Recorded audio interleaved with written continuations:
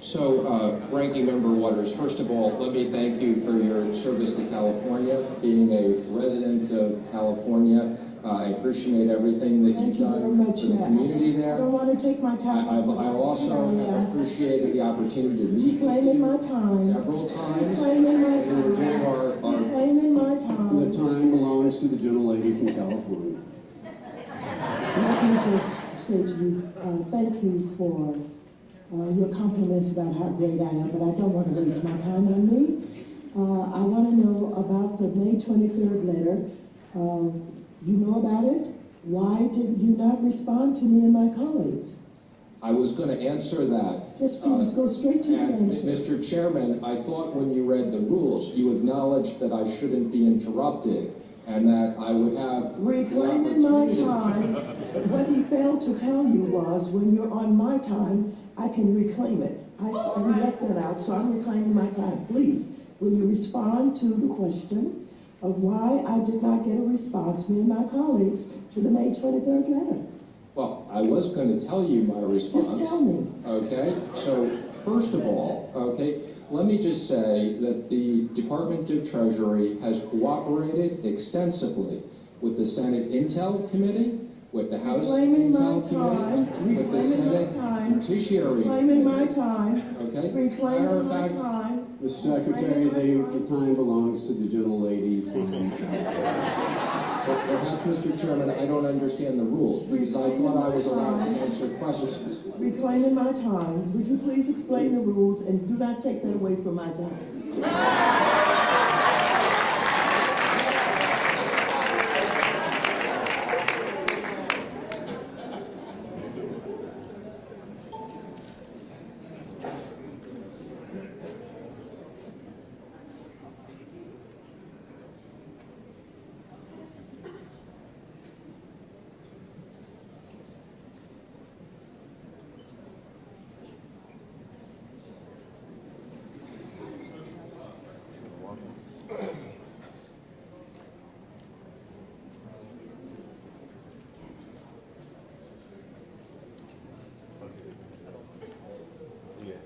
Ms. Waters will be here momentarily. The time she will be here momentarily, so we're just waiting for her. She's just a few moments away.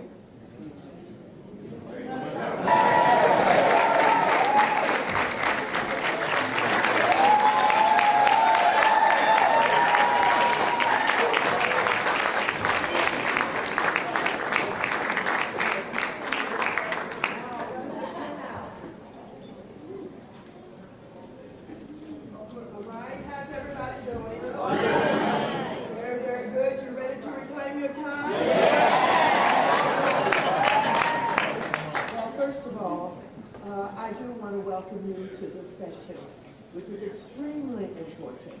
It's extremely important because of the danger of Attorney General Jeff Sessions in the era of Trump. And so we've got to really understand what he's doing and how he's doing.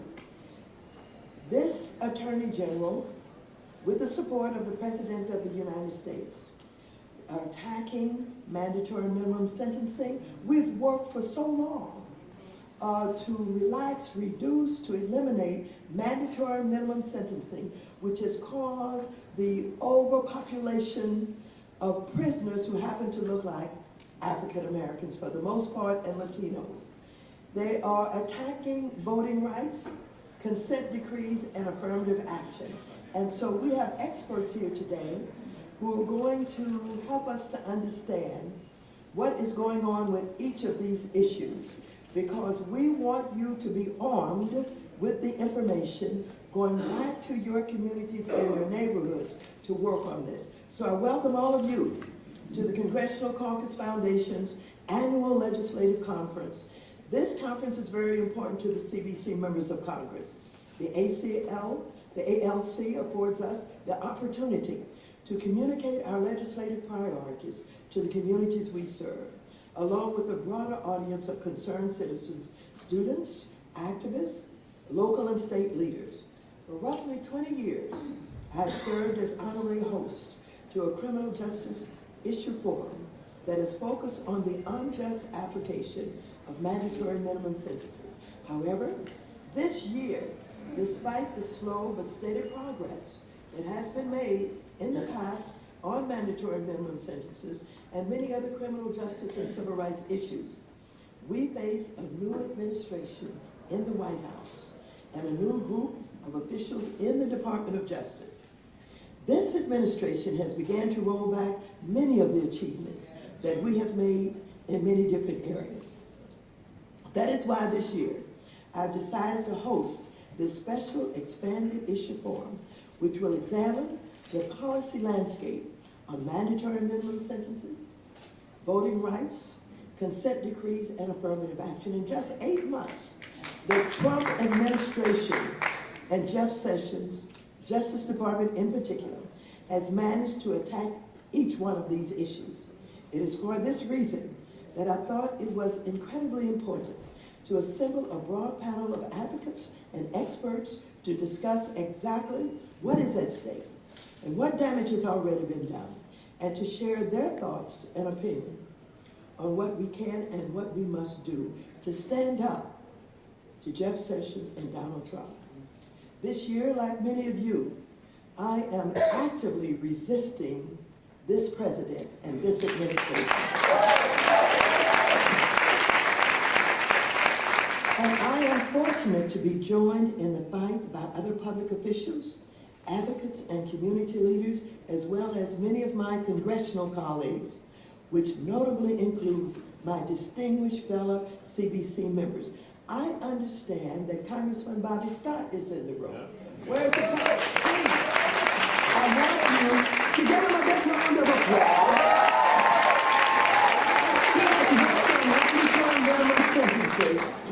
And it's because of him we've been able to make the progress that we have made. Also, I see former Congresswoman Diane Watson is in the room. Please give a big round of applause. And ladies and gentlemen, I have someone in the audience, is perhaps one of the closest friends that I have. He's my friend for life. It is someone that I have worked with, someone that I've learned an awful lot from, and I want you to know, if it had not been for this man, there would not ever have been a Barack Obama. Reverend Jesse Jackson.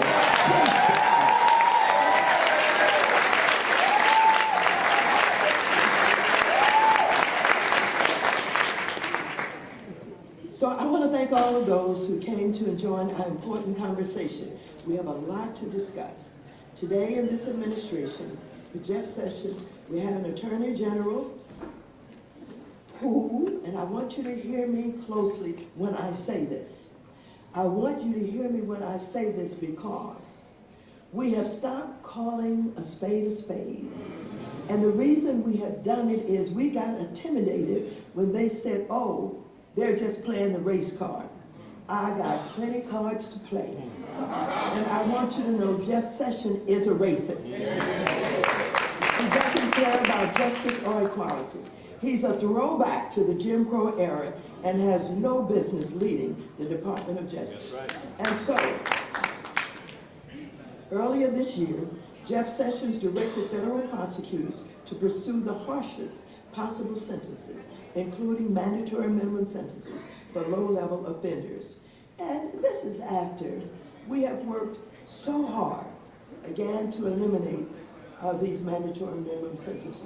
In Congress, just recently, I have reintroduced the Mandatory Minimum Reform Act, which eliminates draconian mandatory minimum sentences for crimes involving controlled substances. Now, there are a lot of people who are saying, so you're introducing these bills, they're in the majority. You're not going to be able to get them to pass these bills. We have to get ready for 2018. Just as we've got to get ready for impeachment. Earlier this year, Jeff Sessions ordered a review of all federal consent decrees. These decrees allow the Department of Justice to work in cities around the country to remedy patterns of discrimination and prejudice within police forces like Ferguson and Baltimore. I have just introduced another bill demanding oversight from the Justice Department, or DOJ Act, to respond to this administration's indifference to appropriately addressing civil rights violations by law enforcement and to direct DOJ to take action. So on voting rights, Jeff Sessions has a very long and dubious record. As a U.S. Senator and nominee for his current position, Jeff Sessions called the Voting Rights Act intrusive. And under his watch as Attorney General, the Justice Department has reversed its stance in an Ohio voting rights case and is now taking the side of the state of Ohio in its efforts to purge thousands of people from its voting rolls. Besides, he said the NAACP and the ACLU were communist organizations. And he made this little nasty joke about how he liked the KKK until he discovered they were smoking pot. And so, on affirmative action in August, the New York Times reported that Jeff Sessions, Justice Department, is planning to redirect resources of the Civil Rights Division toward investigating and suing universities over affirmative action, admissions policies described as discriminating against white applicants. This ignores the historic role these policies have played to, and in reality, promote equality in our educational system. The panelists you will hear from today have dedicated their lives to these issues, and I want to welcome each of these distinguished experts and advocates to our stage. Because we're examining several distinct issues here today, instead of introducing the entire panel all at once, I'm just going to kind of let you know who they are, and I will introduce them fully later on. But I want you to know who is before you and what you have that is going to help you to really understand what is happening in this Justice Department. First, you guys all know Kimber Smith. Kimber Smith. I'll talk about her background just a little bit later on. Molly Gill, Families Against Mandatory Minimums. William Yeomans, former Acting Assistant Attorney General for Civil Rights. Todd Cox, NAACP Legal Defense and Educational Fund. And Wayne Henderson, Leadership Conference on Civil and Human Rights. And so with that, let us get started. Our first panelist today is Kimber Smith Perdea. Ms. Smith Perdea graduated high school and continued her education at the prestigious Hampton University. What happened to Kimber in her new campus environment was a nightmare and led to a, listen at this, 24.5-year sentence in a federal prison. In December 2000, after serving 6.5 years, President Clinton commuted her sentence to time served. Ms. Smith Perdea went from college student to domestic violence survivor, federal prisoner, mother, public speaker and advocate and author. In December 2014, she was appointed to serve as a member of the Virginia Criminal Sentencing Commission. So, to share her story and to discuss mandatory minimum sentences, ladies and gentlemen, I give you someone I consider one of my children, someone that I have the greatest respect for, who became the poster child for what is wrong with mandatory minimum sentence. I would like you to welcome Kimber Smith Perdea. I'm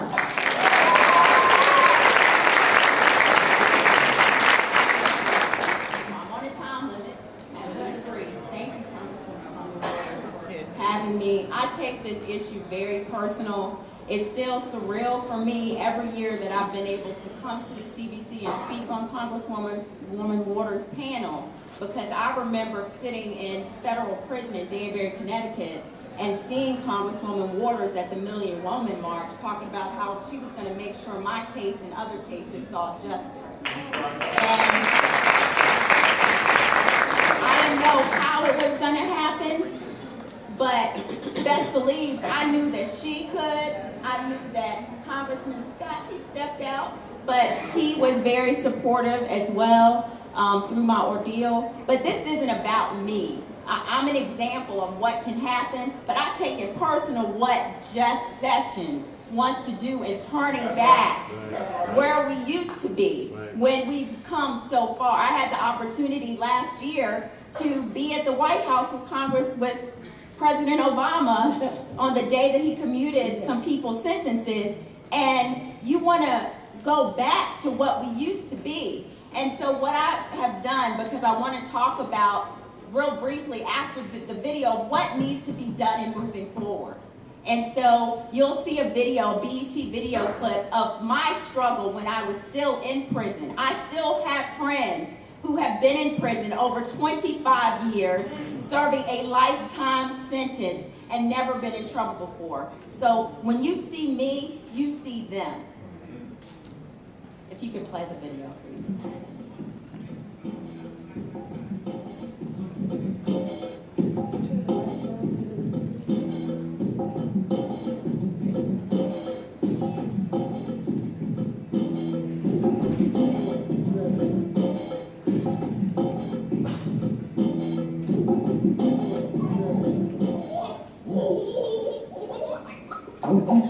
From a distance, they look like the perfect American family. Gus and Odessa Smith playing with their 3-year-old grandson Armani outside their suburban Richmond, Virginia home. Married 30 years, the Smiths are college graduates. Gus is an accountant, Odessa is a school teacher. They spent their entire lives working to create a loving home environment and raising their only child, Kimba, who's now 26 years old. At this stage of their lives, it would appear as though they've got it all, but behind all the smiles and laughter is a deep sadness and pain, because their daughter has been virtually snatched away from them. It's a story the Smiths can hardly come to grips with. Their little girl showed so much promise for the future. Kimber did all the normal things as a little girl, piano lessons, ballet, gymnastic, summer camp, computer camp. We would be the two out in the rain playing or out running around doing exercises, and we did a lot together. But in 1991, when Kimber went to study at Hampton University, she met Peter Michael Hall at a party. He was a big-time drug dealer, the man the Smiths say would ultimately turn their world into a living hell. He knew who she was, that she was very naive and she was vulnerable, and he basically took advantage of her. Kimber became Peter's girlfriend and his punching bag. In 1993, he was indicted on a list of drug charges. Kimber, who was then 7 months pregnant, also took the fall. She was convicted of conspiracy to distribute roughly 500 pounds of crack cocaine, money laundering, and making false statements to a federal agent. The conspiracy conviction means that by knowing and participating in Peter's drug dealing, Kimber was also responsible for the entire drug operation. Kimber Smith is serving a 24-and-a-half-year prison sentence here at the Federal Correctional Institution in Danbury, Connecticut. From the street, you can see trees, flowers, and beautiful landscaping. But beyond the top of this hill is what prison officials don't want our cameras to videotape. It's the facility surrounded by rows of barbed wire, security cameras, and prison guards. But we were granted a one-on-one interview with Kimber. As she walked into the visiting room, you can see the toll this ordeal has taken on her. For the people who've never seen you before, just tell everybody how you're doing here. I think it would be easy for me to say that I was fine, but that's not the case. In all actuality, I'm struggling to try to maintain my growth while I'm here, my mental, physical, emotional growth. Kimber says that during the court case, prosecutors admitted that she did not use, handle, or sell crack cocaine. But because of the large quantity of drugs, Kimber became another victim of stiff minimum mandatory sentencing laws. It doesn't make sense to me at all. I think it's a total waste. As for Peter, he didn't do any prison time. He was found in Washington State, shot in the head. With everything you know now about Peter and after everything he's done to you, how do you feel about him? Do you hate him in any way? No, I can't say that I hate him because of my faith. But Kimber says she stayed with Peter because she was terrified of him and what he might do. There were periods of verbal and physical abuse where he would go went to where he just strangling me, and to the point where I thought that I was going to die. Throughout my life, she knew he had been here and knew where we lived. And He none of killed that, his best friend. and none of that And of seemed to course, matter. completely ignored that. Let's talk about your family. How are they coping with all of this?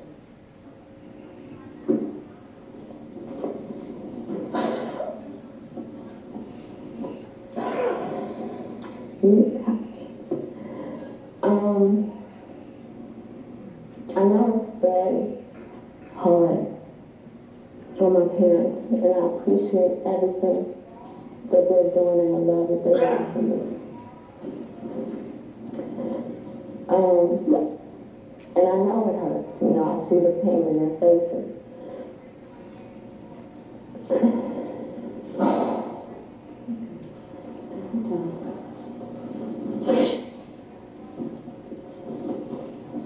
So this is the part of prison that really hits the heart and it's painful, is knowing what you're doing to family, because it's not easy for them out there.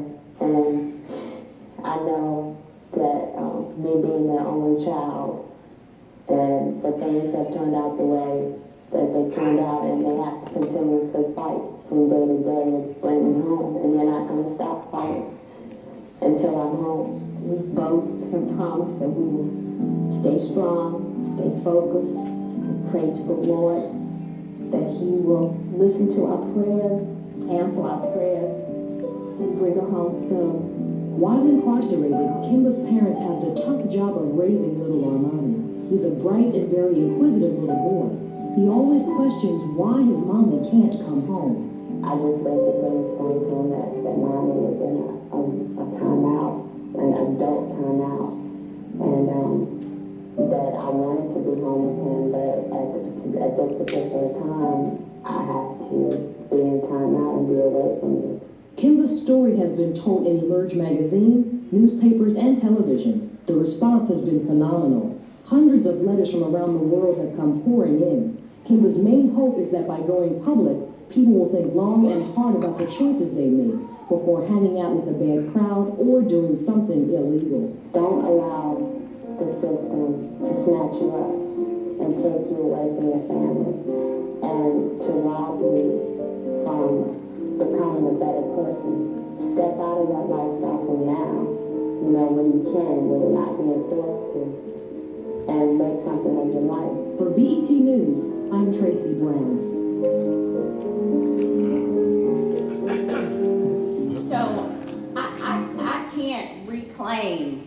I can't reclaim the 6.5 years that I lost. I can't reclaim the time that I missed away from my son. And even though I was sentenced to 24.5 years, I turned myself in 7 months pregnant in 1994. I wasn't supposed to be released from prison until January 2016. And so I'm grateful that I received commutation from President Clinton. But at the same time, when I look at the overall big picture, and I met some of the people that received commutation, I knew some of the people that received commutation for President Obama. We were incarcerated together. But understand that I am the only person that I know that had a tremendously long sentence, and I only had to serve 6.5 years. I say only like it's nothing. But I hated the way that this government has been sentencing people and giving them sentences like they're throwing away candy, giving them candy. It affects people's lives. It affects families' lives. And even though my son is doing fine, there was some traumatic things that went on with him that he even still deals with today. But my sisters and my brothers who have already served over 24 years, 25 years in prison, they cannot reclaim that time back. And so in recognizing of all of what it took in order for me to come out of prison after 6.5 years, and we want to lose hope in the fact that, oh, we have this administration. But understand the man that signed my commutation is one of the reasons why I became one of the numbers of why the prison population doomed. So I'm grateful he signed the document, but we've got to release some of the masses just the way they put them in. And so when you think about how I came home, there was Emerge magazine, which I have a copy, and I'm so grateful that the media is here, but the Black Press and George Curry, I saw Ed Gordon in the room, BET, they took on my story. And because they did that, the NAACP Legal Defense Fund, I thank them forever, eternally grateful. Elaine Jones, who was director at the time, took on my case, and she said, "You're my homegirl from Virginia, I'm gonna do whatever I can do to bring you home." But it wasn't about feeling sorry for Kimba Smith. It was about the fastest growing population within prison were Black women. So organizations had hoped that freeing me from prison, Congresswoman Waters supported me because they had hoped that I would be the poster child to freeing others. And so in order for us to go back to the mentality of what we had, is that it's up to us to share other people's stories. I'm grateful that I've come out and I've been committed to talking to so many years. I'm grateful for the others that have come out and have been sharing their stories and working in reentry. But I need for some of the media, reporters, churches to go inside of the prisons, hear people's stories, people organized in churches, sign petitions all across the country, different organizations. And we need to fight on that kind of level again, just like the Deltas, the Links, the National Council of Negro Women. Those presidents came inside the prison to come visit me to let me know that they were going to make sure my case saw justice as well. But I need those organizations, the sororities, fraternities, to speak up on this issue. Because I'm tired of my brothers and sisters feeling like they are worthless because of a mistake. And we as Black people, we can judge people because they make a mistake and they go down the path and make certain choices. But guess what? It doesn't take me 6.5 years or 20-something years to realize that we made a mistake. But the government is making a mistake in locking us up for so long. So don't let the administration discourage you. You tell those stories.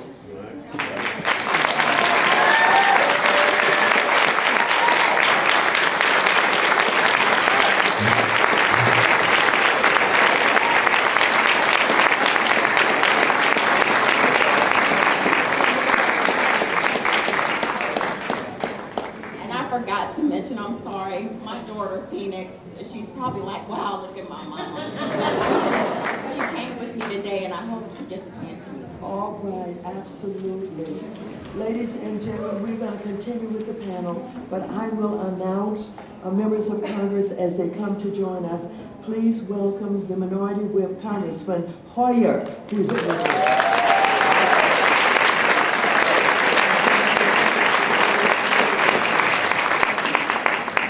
Thank you so very much, Kimbo. Our next panelist is Molly Gill. Ms. Gill is the Vice President of Policy for Families Against Mandatory Minimum, a nonpartisan, nonprofit sentencing reform organization in Washington, D.C. Ms. Gill is a lawyer, advocate, and expert on sentencing law and policy with almost 15 years of experience working in the criminal justice field. She coordinates FAM's sentencing reform campaigns and in states across the country and works with state lawmakers, affected family members, and other criminal justice stakeholders to promote sentencing and prison policies that are cost-effective, protect public safety, fit the crime and the individuals, and preserve families. Ms. Gill also serves as a commissioner on the District of Columbia's Sentencing Commission. Ms. Gill has drafted legislation and testified before legislatures across the country regarding proposed sentencing reforms, and her writings have been published in numerous journals and newspapers. Ms. Gill is here to discuss mandatory minimum sentences under this administration. Please welcome Ms. Gill.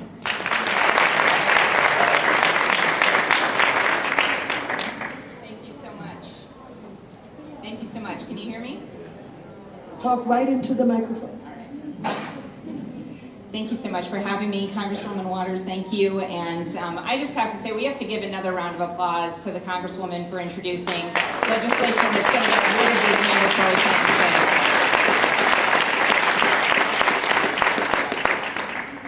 You know, that's what FAM's mission has been for 25 years. We have been telling lawmakers, any lawmaker who will listen, that, you know what, we need to trust our local community judges. We need to trust that a judge can tell the difference between Kemba and a drug kingpin and sentence accordingly.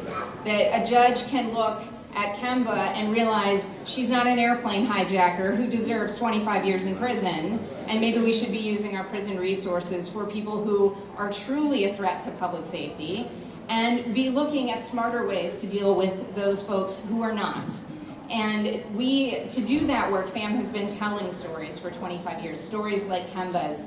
And I'd love to tell you that Kemba's story just isn't happening anymore, that she was one of a kind, that she was unique, that she was strange. And as she said, she's not. And every day we keep getting letters from people going into federal prison saying, I'm getting a 10-year sentence, I'm getting a 20-year sentence, and I'm a first-time offender, or I was an addict when I did this, or I was dating a guy who was selling drugs, and I knew what he was doing, and yeah, I helped him, but I still don't need to be sentenced like him, which is what you heard in Kemba's story, that these conspiracy laws allow for everyone in a drug conspiracy to be treated the same, even if you weren't, even if you played a much lower role. So that's FAM's mission, is to get rid of these mandatory sentencing laws and move to a world where we have individualized justice. I don't think that's too much to ask from our American justice system, that when you go into a courtroom, the judge gets to treat you like an individual, and that has been so lost from our justice system. It's a travesty. So, like pretty much I'm sure everyone in this room, we were quite disappointed the day that Jeff Sessions was announced as the Attorney General, because his views on sentencing are well known. He is a true believer in mandatory minimum sentences. He believes that they're necessary to fight crime, to protect the public, to do justice, and he doesn't seem to be particularly moved by stories like Kemba's. So in that environment, what can we do to push back on that narrative? Well, I think Kemba's absolutely right that we have to tell stories. We need to keep telling stories about these mandatory minimum sentences that are being misapplied to people who are not a danger to our communities. And when Jeff Sessions was nominated, I thought about a quote from Abraham Lincoln. Abraham Lincoln said, "The best way to get a bad law repealed is to enforce it strictly." So in other words, in some ways, in a very perverse and sad way, maybe the best way to get rid of mandatory minimum sentences is to enforce them strictly, to use them on thousands and thousands and thousands of people until we can't do it anymore, until it's a moral travesty, it's a shame, it's an embarrassment for any member of Congress to stand up and defend them and not to fight for their repeal. Now that means a lot of damage along the way. And one of those stories that I want to share is Jaqualee Clark. And Jaqualee was a 24-year-old woman, and actually very similar to Kemba's story, but she was sentenced in 2012. And she is about 4 years into her 10-year mandatory minimum sentence. She was a mother, she was a first-time offender, and she was dating a man that she wanted to impress, and he was selling drugs. And so she would help him out in minor ways, and when he got busted, she got busted. And she was sentenced for all of his drugs, because that's what conspiracy law does. And now her lovely child is being cared for by her aging parents. And she's in prison and can't see him because he's 800 miles away and they can't afford to make visits. So these laws are impacting every part of our community. They're impacting our elders, they're impacting our young men and women, they're impacting our children, they're impacting the next generation. And Jeff Sessions wants to do more of the same. And so I want us to fight back. I want us to tell stories and to keep putting people like Jaqualee and Kemba out there and saying, as long as these laws exist, you are going to have these kinds of stories. And the more strictly you enforce those laws, the more stories you're going to have. I also think it's so important to tell stories because, as I said, Jeff Sessions is a true believer.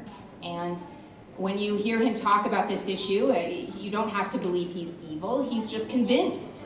And so we need to convince him of some truths that are often neglected. And so I'm going to throw a few data points at you, just so we can be armed with some numbers. Jeff Sessions will say that everybody going into federal prison is a major drug trafficker. Well, Kemba's proof that that's not true. Jaquale is proof that that's not true. In fact, half of the people sentenced for drug offenses in federal courts every year had no criminal record whatsoever.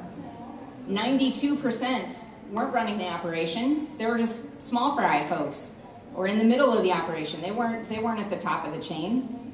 83% of drug offenders sentenced every year didn't even have a weapon. So what's this armed drug dealer, gang member story that the Attorney General is out there pitching? Be armed with some data, be armed with some facts. We have to fight back with stories, we have to fight back with facts, we have to fight back with a narrative that is convincing. I am not safer because Kemba Smith went to prison for 6 years. If Jeff Sessions doesn't want to discuss race, let's talk about public safety. Let's talk about how I'm not safer because Jaquale Clark is in prison for 10 years. I really don't think she's that much of a public safety threat. Could we give her a year of prison, 2 years of prison, and then let her out so maybe her family isn't wrecked and we can move on? Can we have that conversation? Can we be reasonable on those terms? I think that is the world that we're living in now.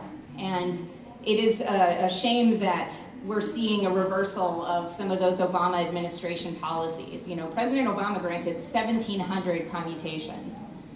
So far we have one pardon from the Trump administration, and we'll see what else he does during his time in office. So, you know, it is a setback. I won't lie to you. It is a setback what we're experiencing.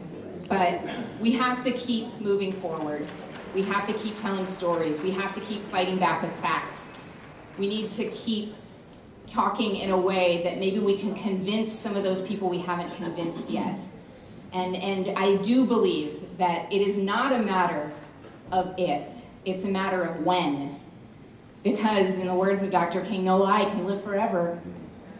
No lie can live forever. We're gonna win. It's just a matter of when. It's just a matter of when. Thank you. Thank you for having me. Thank you, Ms. Jones. Moving on, our next panelist is William Yeomans.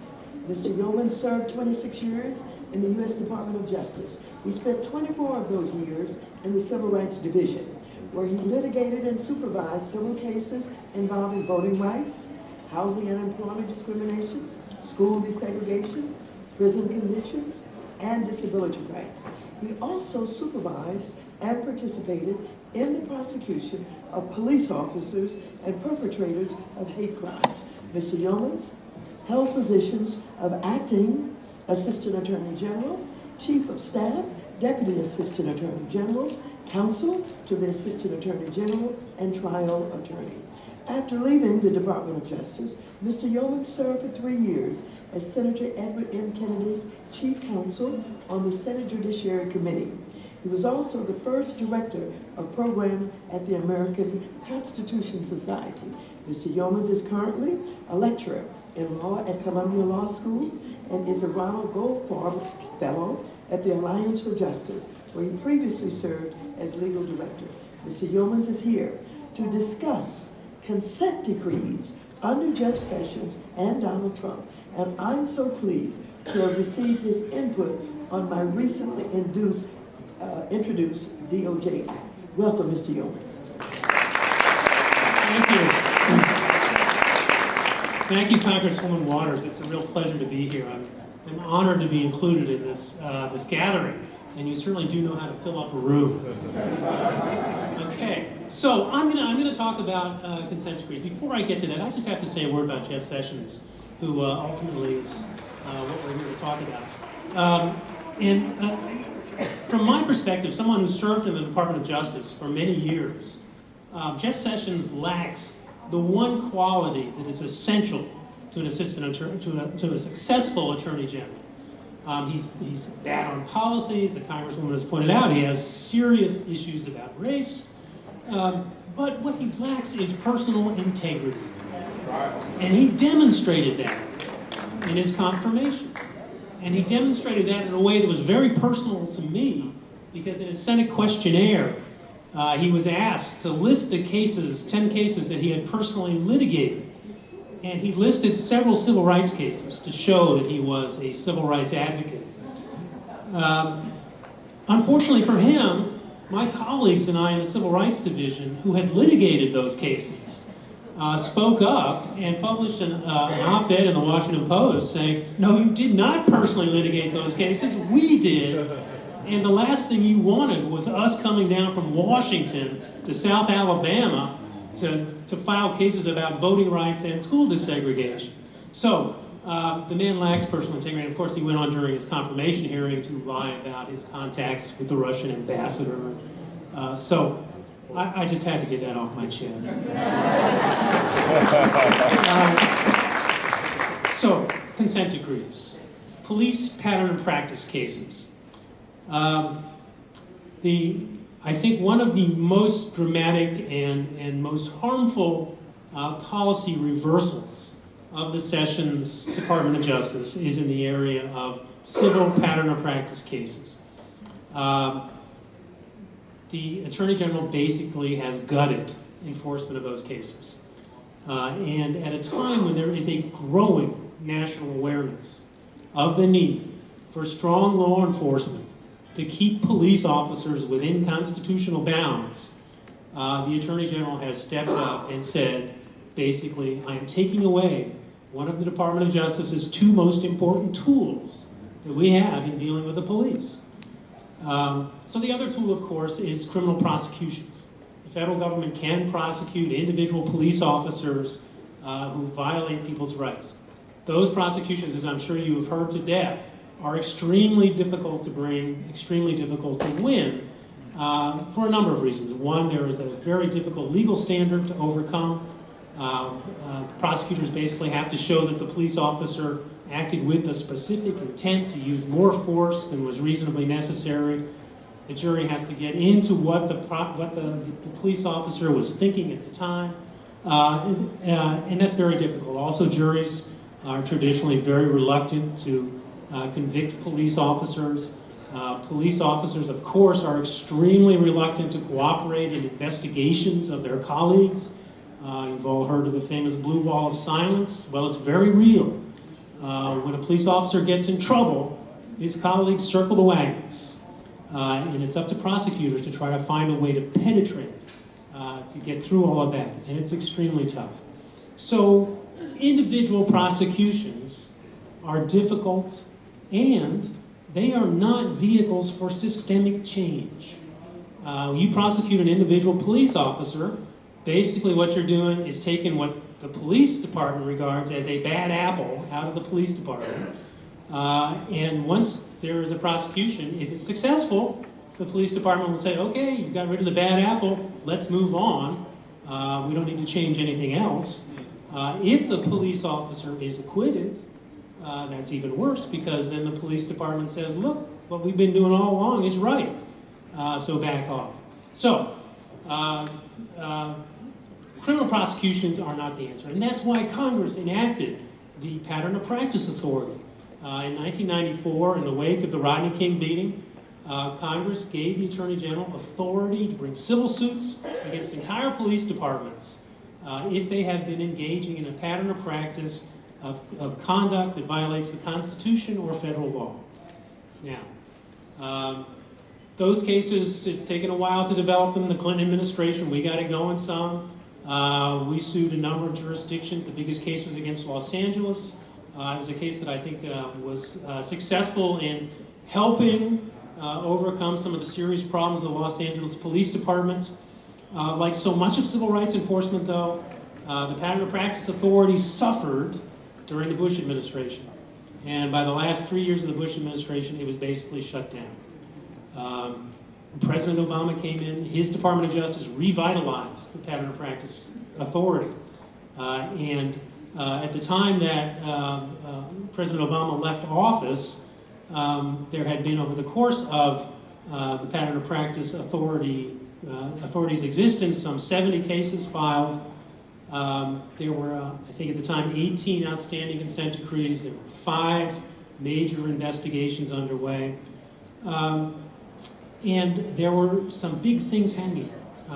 2 big investigations, one in Baltimore and one in Chicago.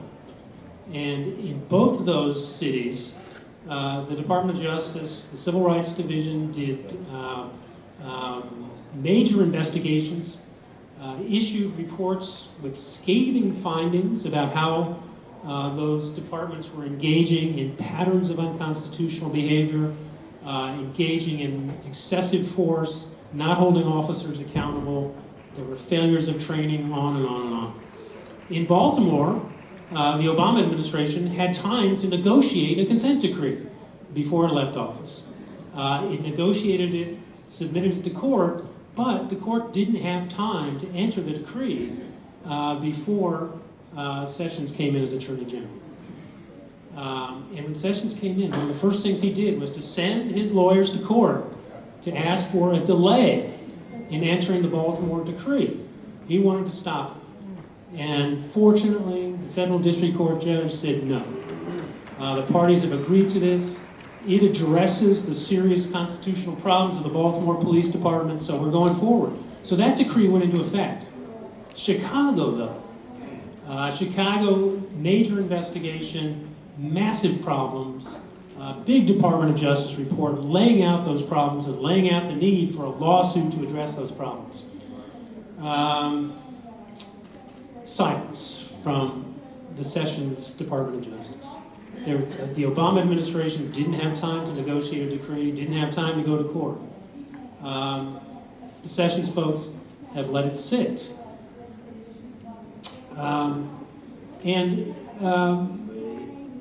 There was a sort of a brief moment there where it looked like Mayor Emanuel might step up and move things forward. He sort of backed off.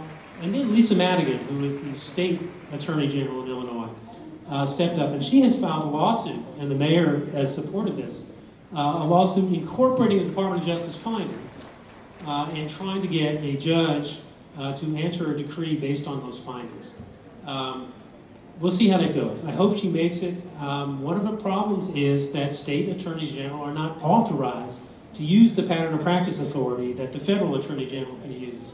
And this is something, Congresswoman, I think we need to think about, is whether we should authorize state attorneys general to pursue pattern of practice cases against police departments. And I think we can do that at the federal level, to give them the authority, give them standing to bring those lawsuits for instances like this where we have an attorney general who is not going to step up. It's a great idea. So we should talk about it. Thank you. Give a round of applause to Ms.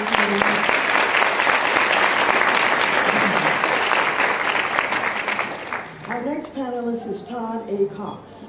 Mr. Cox is the Director of Policy at the NAACP, Legal Defense and Educational Fund. Mr. Cox has served as the Director of Criminal Justice Policy at the Center for American Progress. Before joining the Center for American Progress, Mr. Cox served in the Obama administration as the Director of the Office of Communications and Legislative Affairs at the U.S. Equal Employment Opportunity Commission.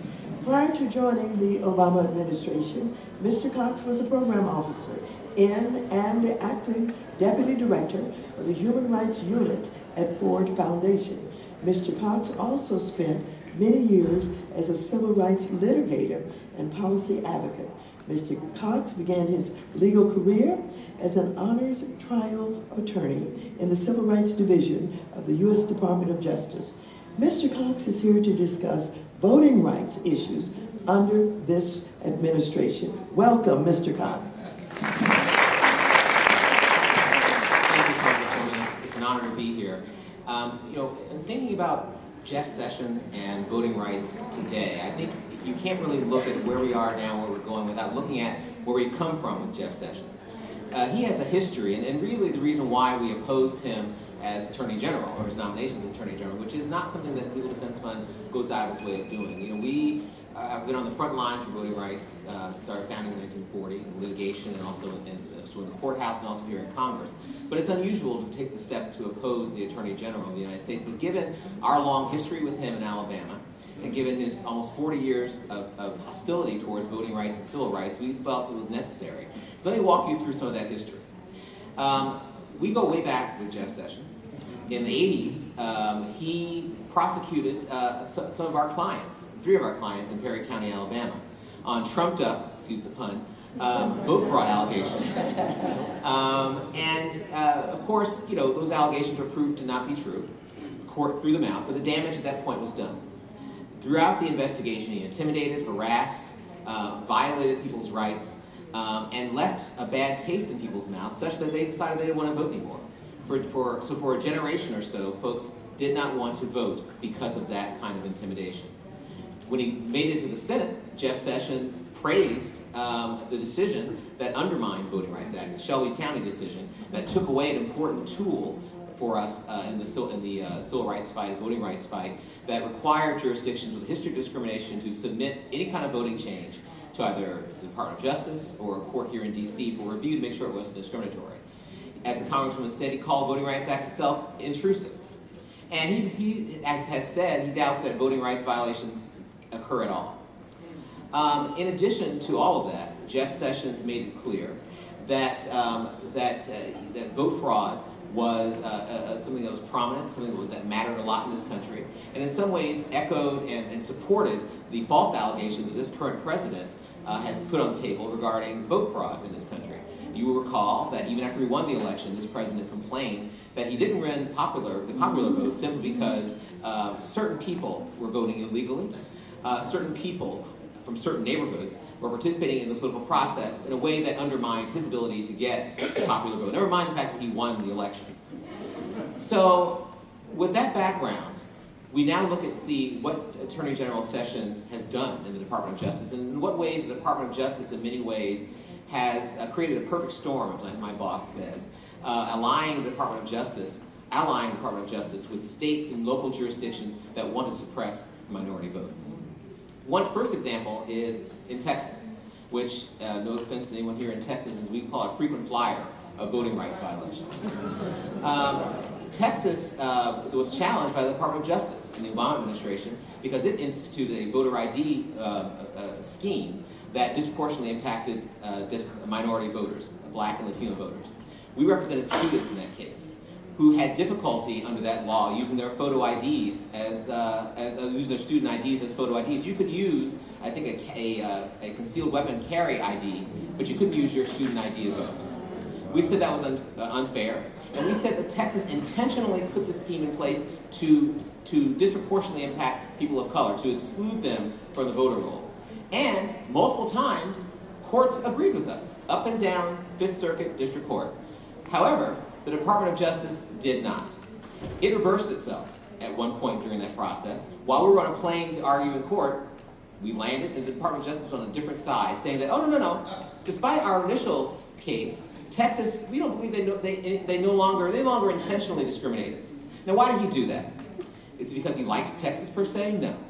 Because we, in our case, had said, and the Department of Justice originally had said, if Texas had violated the Voting Rights Act and had intentionally discriminated against people, we could bring them under what we call Section 3 of the Voting Rights Act, and therefore require, for some period of time, any voting change to be reviewed by either the District Court up here in D.C. or by the Department of Justice, never mind this Department of Justice. And Jeff Sessions didn't want that, so he reversed himself. And again, perpetuated this notion, or perpetuated actually this activity of the Department of Justice of undermining and suppressing minority votes. Thankfully, the courts disagreed, and they said, once again, Texas violated the Constitution, but also violated the Voting Rights Act. Example number 2, the Pence-Kobach so-called Voter Integrity Commission, which hopefully we'll have a chance to talk about in more detail. But we believe in the Legal Defense Fund, this commission was put in place just to substantiate or to vindicate the false allegations of vote fraud that this president has talked about almost since the election started, since the campaign started. We also think that it was put in place to intentionally suppress the votes of minority voters. Now, how is that? Because they're going to use and make up allegations, make up evidence to justify passing photo ID laws, all kinds of restrictions that are disproportionately impact people of color. What did Jeff Sessions do? Well, on the very day that this commission issued a letter to all 50 states saying, give us some private voter information about all your voters, everything you got. Social security numbers, where they live, party, all kinds of, give us all that information. At the same time they did that, the Department of Justice quietly sent a letter to all the jurisdictions in the country, or the ones that thought were most important to send to, saying, prove to us that your voting rights, voter rolls are maintained in a way that maintain integrity. Buzzwords, integrity, fraud. In other words, setting up this idea that we're going to start purging people because they don't somehow fit some sort of odd standard of voter integrity, or voter integrity. So that leads us to believe that there's some sort of support that DOJ is giving to this commission.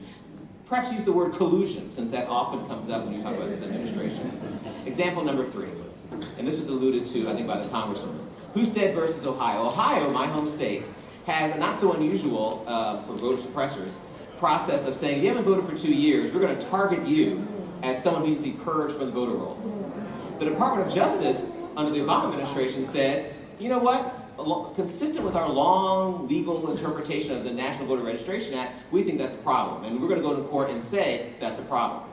Fast forward to the Supreme Court this term, they filed a brief with the Supreme Court saying, oh, no, we agree with Ohio. We think now that voter purge scheme is just fine. So those are 3 examples of how the Department of Justice is sort of aligning itself, or partnering, frankly, with states that are setting up sort of a modern-day voter suppression scheme and sets of activities. So what are we going to do? What can we do? And I think what we should be thinking about is what we do in the wake of the tragedy of Charlottesville. And that's given us an opportunity to really talk about and put on the table a discussion of white supremacy. And all these discussions have unearthed wonderful statements from members of Congress. A resolution was passed and signed by this president condemning white supremacy, condemning hate groups. And I think that's fine, but incomplete. Words are fine, but they do nothing if we have policies left unchecked that perpetuate the very white supremacy that we say we oppose. And what better example of white supremacy or the perpetuation of white supremacy do we have than voter suppression? Historically, suppressing minority votes has been sort of the example, the pinnacle of white supremacy, or the exemplification of white supremacy. So what can we do to make sure that we're not perpetuating and supporting laws that violate people's rights? First of all, we encourage congresspeople to exercise their oversight. Bring Jeff Sessions in. Have a conversation about why he switched sides in the Supreme Court now, well, once, but also the District Court and in the Fifth Circuit in Texas. Have him explain what his connection is with the Pence-Kovash Commission. Regarding that commission, let's defund it. We're in the middle of an appropriations process where we're talking about budgets. Where's their money coming from? Who's paying for all these flights to these different meetings they're having? Let's take away their funding. And let's look at how they're using that money. Are they wasting it? How are they maintaining these emails, these private emails they're using to maintain their communication? What are they doing with all this information, this private information they've collected about voters all across this country? So there needs to be some oversight. Number 2, we can pass all of these wonderful laws that are on the books, that have actually been introduced, that expand opportunities for voters. Same-day voter registration, early voting. Let's open up the voter rolls instead of suppressing. And then finally, we have legislation that's been introduced to restore the Voting Rights Act, to make the Voting Rights Act what it used to be, which was a tool for us to make sure that the voting rights of everyone is protected. So when we look at Jeff Sessions, we see a sort of an unbroken history of someone who is hostile to civil rights, hostile to voting rights, and actually is someone who's an actor, an arm of voter suppression in this country. Thanks very much. Thank you very much.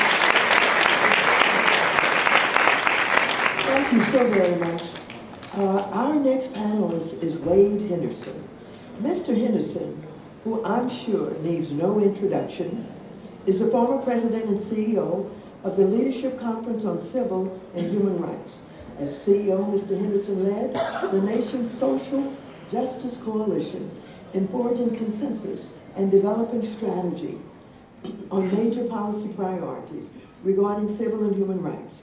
Under his guidance, the Leadership Conference steered successful campaigns to reauthorize the Voting Rights Act, passed the Fair Sentencing Act, the Lilly Ledbetter Fair Pay Act, and the Matthew Shepard and James Byrd Jr. Hate Crimes Prevention Act. My friend, Wade Henderson, has greatly expanded the footprint of domestic, civil, and human rights organizations in the global discourse on social justice. Mr. Henderson is here to discuss affirmative action under this administration and anything else he wants to discuss. Welcome, Mr. Henderson. Thank you. Good afternoon, everyone. Good afternoon. Thank you, Congresswoman.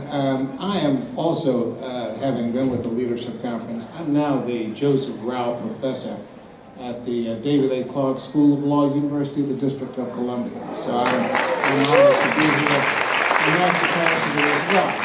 But I just have to say, guys, first of all, it's an honor to be on this panel, such a great panel. You know, the principled opposition of Congresswoman Maxine Waters to the degradation of the American presidency and American democracy give us inspiration that this period through which we are living will end. It will end.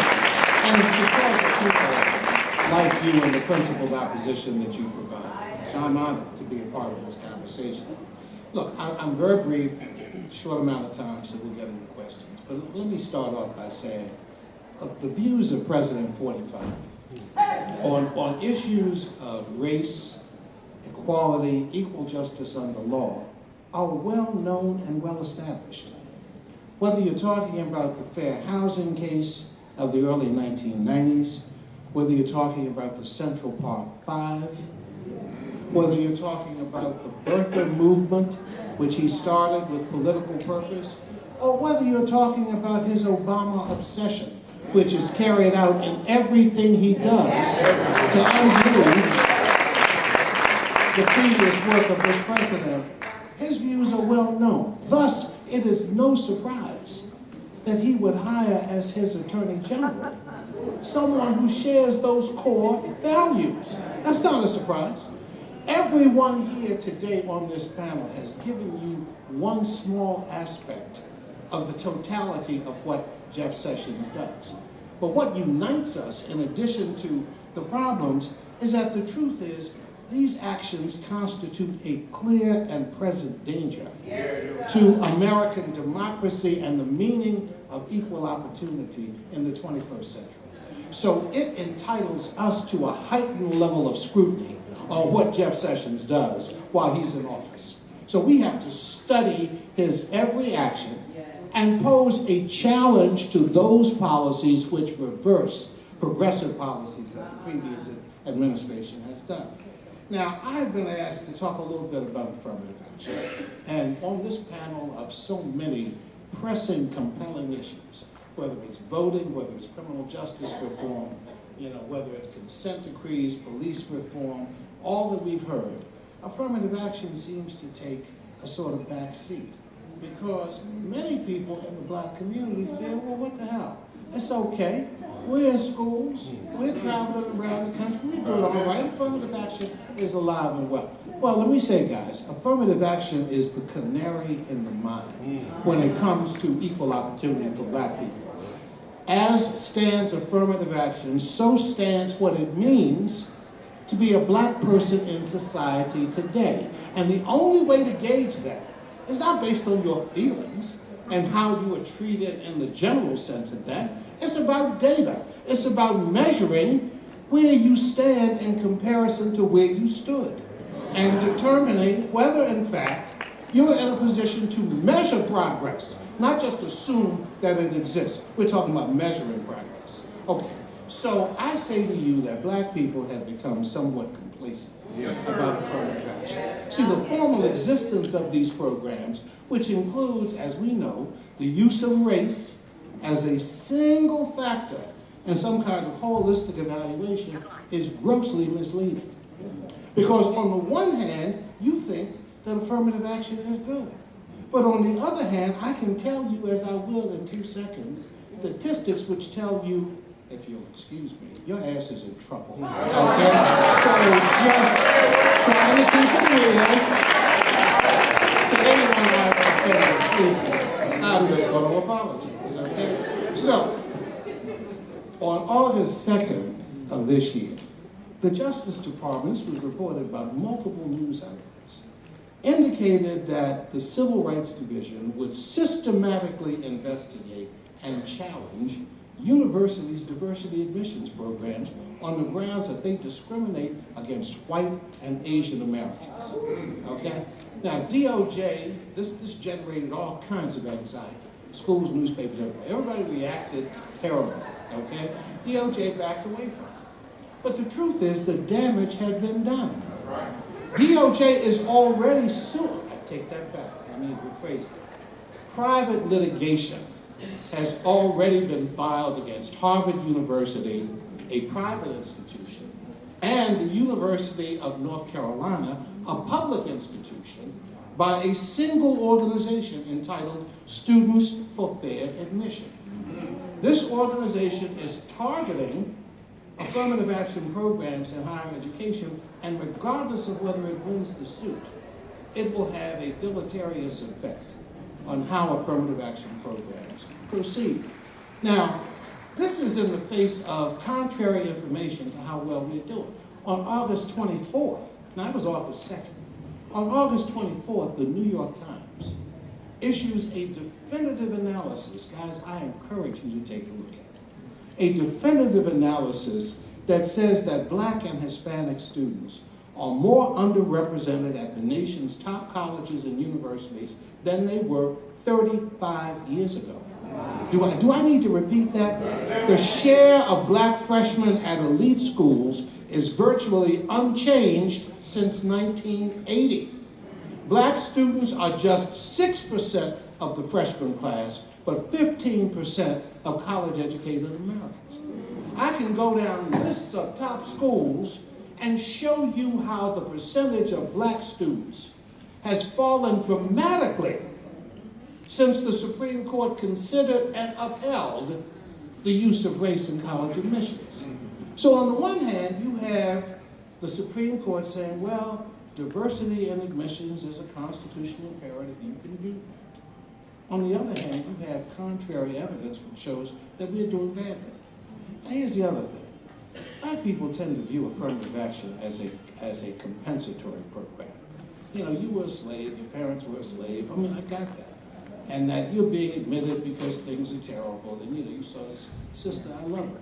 She's 65 years old, just started as a freshman at Georgetown, discovered that her family was sold into slavery by the Jesuit priests, or they sold them to profit the university. Those are great stories. But the truth is, the court is not upholding that. They are not saying that affirmative action is compensatory.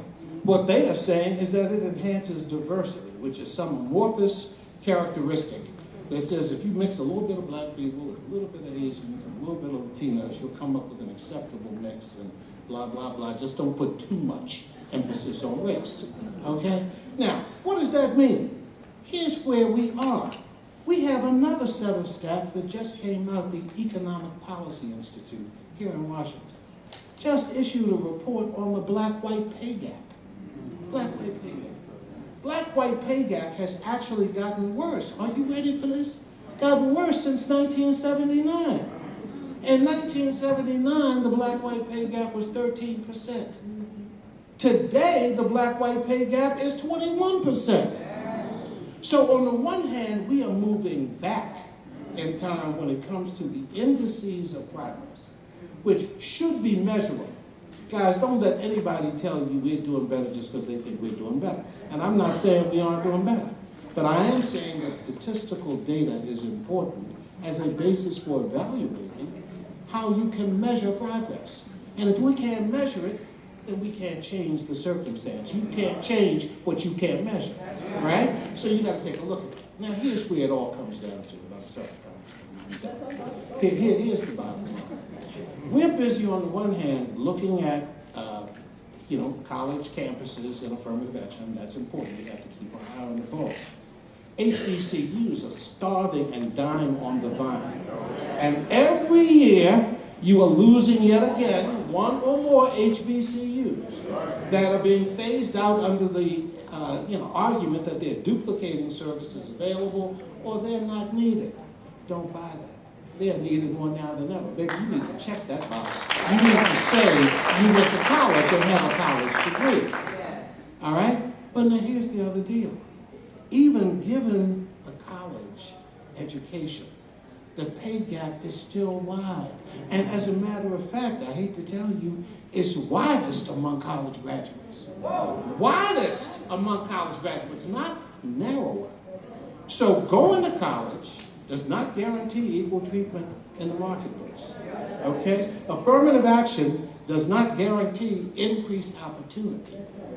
And you're busy, focusing on these top schools misses the importance of ensuring that our students have a panoply of access, including access to HBCUs. Now here's the last point. Affirmative action was intended, when it was created, to be a transitory program. This was intended to bridge the gap between the need to strengthen K-12 schools so that black kids, in particular, Latino kids, went to school on an equal basis. Once you establish that premise, they will do as well as anyone. And their performance would suggest that. This wasn't intended to be here forever.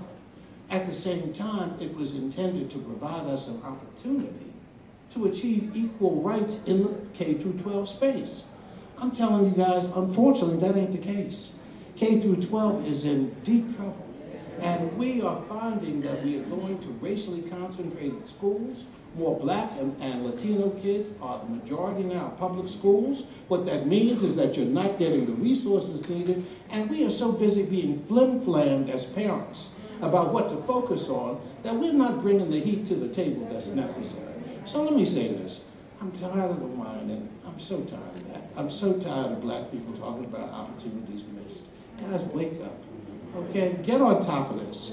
You control your own destiny. You don't have to sit back and take this nonsense. Yeah. But I'm saying, hey, babe, like, A. Philip Randolph, founder of the Leadership Conference, said, there are no free seats at the table of life. You get what you can take. You keep what you can hold. And if you can't take it, you sure can't hold it. And when it comes to political power, that's the way the world works. So,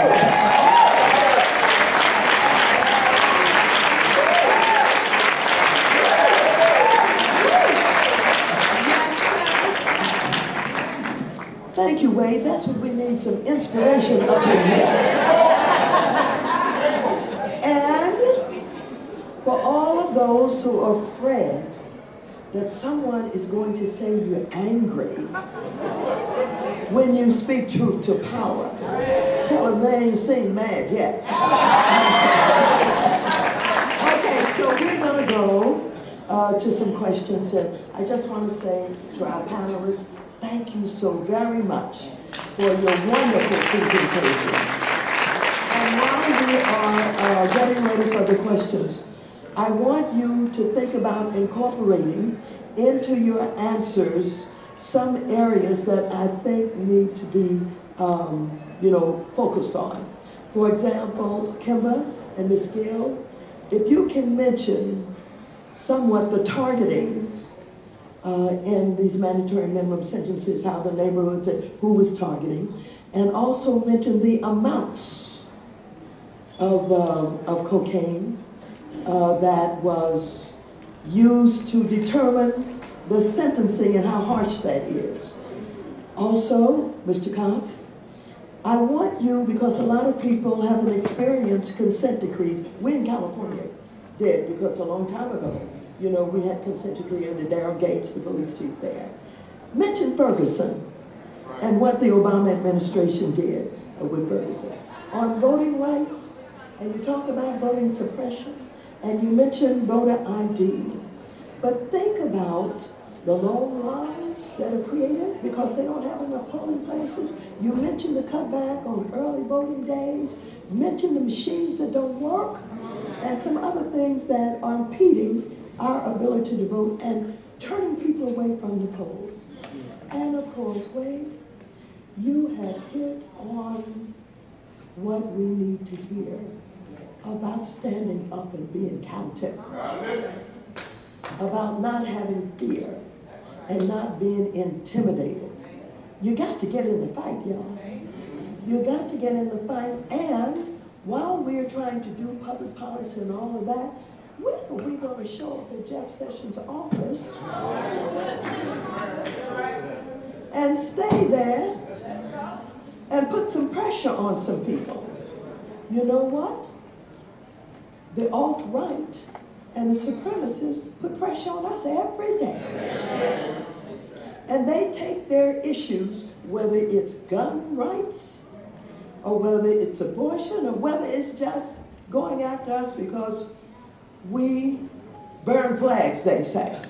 And they say they're more patriotic than us. They keep their issues in front of everybody. And guess what? They intimidate elected officials. And some elected officials get in. Petition, do whatever you need to do to make sure that these issues are being addressed. No.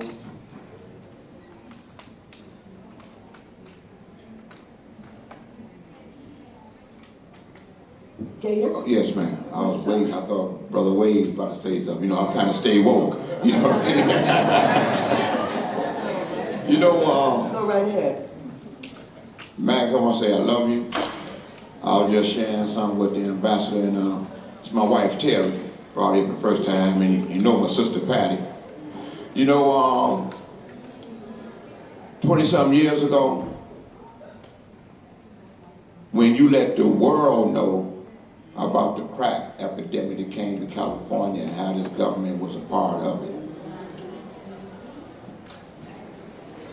During that same span of understanding, in the 90s, Reverend Jackson allowed me to be a part of a delegation that went and told Bill Clinton the day before he gave State Union address that that 1994 law was going to be bogus.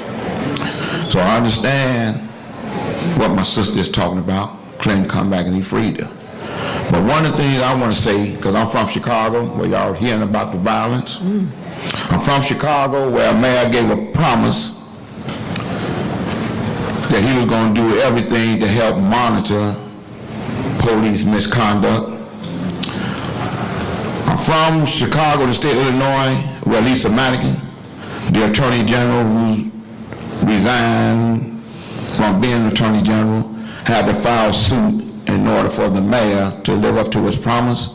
I'm glad that William brought it out. What I must do when I go back to Chicago, because there ain't no punk in my vein, I'm gonna stand up.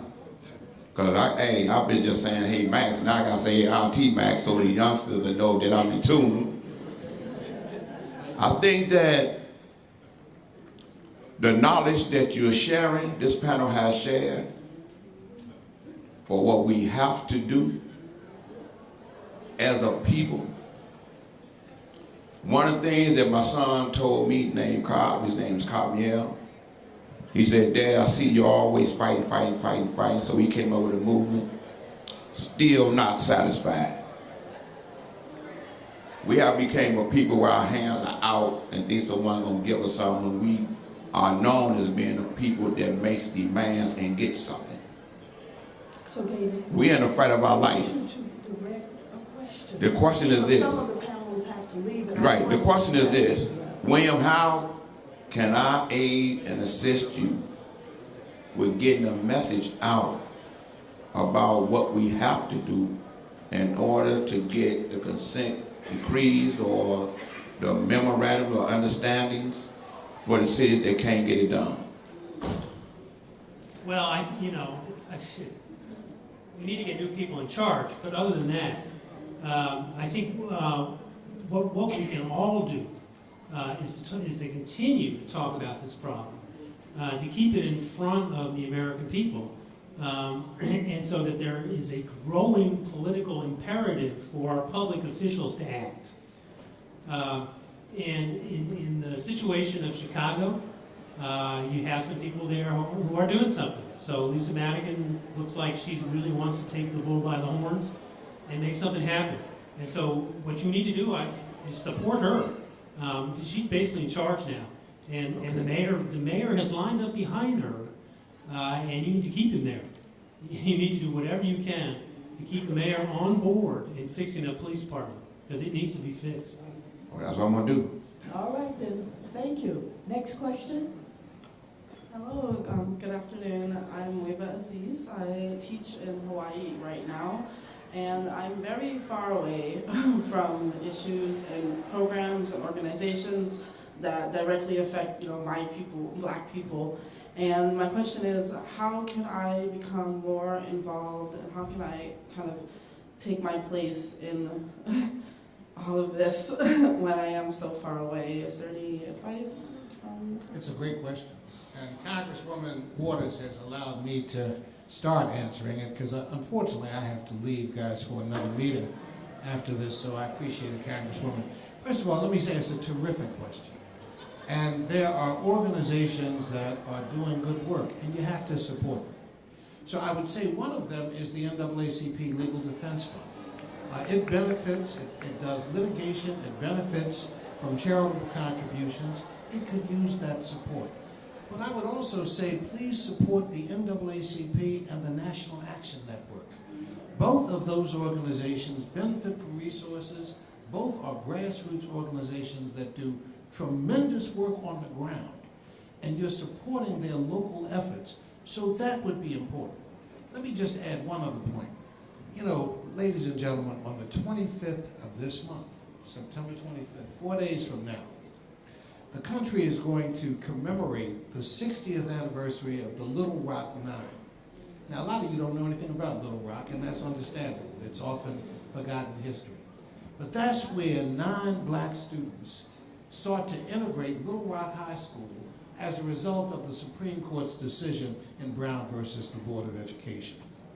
And President Dwight Eisenhower at the time sent federal troops down to Little Rock to ensure that those students would be admitted. The week earlier, on the 9th of September, he had signed the 1957 Civil Rights Act. You guys never heard of it, that's not a big deal. But the 57 Civil Rights Act did something special. It set up the Civil Rights Division at the Department of Justice, the nation's leading civil rights law firm, and it created the Civil Rights Commission that is the conscience of the nation. We had a Republican president in '57 who sent troops to vindicate Black rights. We have a Republican president in 2017 that's setting up a commission to suppress votes. What's wrong with that picture? Now, the bottom line is this. They're not going to back off of what they're doing. Don't expect that. They're not going to back off. But Jeff Sessions needs to be watched. And the leadership conference is now headed by a terrific lawyer, Vanita Gupta. She's talking about setting up something we call Civil Rights Watch to monitor the actions of what the department is doing. That's number one. And number two, we have got to get on making sure that the Every Student Succeeds Act, which Congress just passed, is in place, becomes the vehicle for pressing these local and state governments to improve the quality of education available to our students. We're getting screwed at the state and local level, and it's up to us to step up. So with that, I thank you. It's a great question. Hope I've helped. And ladies and gentlemen, thanks for your graciousness. Thank you so very much, Willie. And we understand that we do have to leave early, but we certainly have appreciated your presentation here today and the work that you've done throughout your career. And we look forward to your continued leadership, not letting you go. Thank you so very much. Give him another big round of applause. We'll take the next question. Understand that this happened, so I will personally tell them to put on Facebook that I saw you and that I thought it was wonderful. I wish they were here to hear it. But to Ms. Waters, I'm from Alabama. Oh, yes, ma'am. 45 years have lived there. I am very familiar with Jeff Sessions. I have called him racist as long as I've been able to speak, I think, and people have told me not to. But I keep it real and tell it like it is. However, though, on Tuesday, I'm sure you're aware, the state of Alabama is having their special election with Luther Strange, who's the current senator, who claimed that when he was Attorney General that he cared for all of us in Alabama, which he did not. But there's the second person, who is Rory Moore. You all are familiar with Rory Moore. And he is called Reds and Yellows, people that the other day. He's just as dangerous as Jeff Sessions. So my question to you is, and I've just recently moved to this area, so some of these people are following me. I don't know what's going on, but I had asked them to come. But my question is, if Roy Moore, God forbid, becomes senator of the state of Alabama, which means he's coming here, what can we do to watch him too? Because he needs to be watched just like Jeff Sessions and our president needs to be watched. Well, let me just say this. Rose Sanders is here somewhere from Selma, and she does the Jubilee celebration alongside the walk across the Edmund Curtis Bridge and all of that. And she's been fighting the civil rights issues. She's worked with us on so many issues. As a matter of fact, she led that campaign in the city mayor's race in Selma. Joe's got to go. And they were very successful in getting Joe out of there. Let me just say this. Those two people who are running for senators are racist. I love the fact that the Republicans are fighting with each other about them. Let them fight. Let them tear each other up. Because the fact of the matter is, neither one of them are good for us.